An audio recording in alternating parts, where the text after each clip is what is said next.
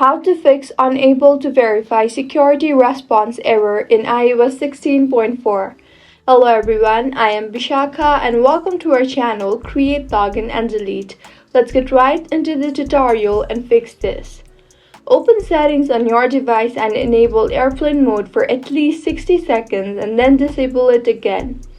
Next, restart your device by pressing the volume up button and the power button together. Go to Settings again and shut down your device by going into General and scrolling to the bottom and clicking on Shutdown.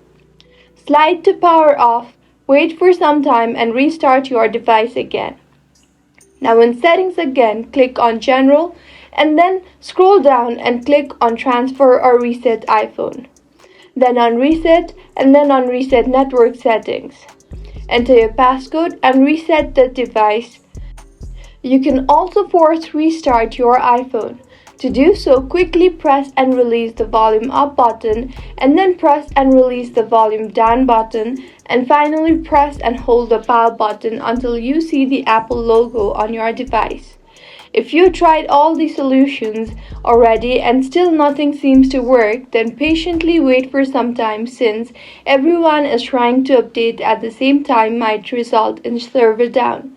If you find this tutorial helpful, do subscribe to our channel. Thank you for staying with us until the end.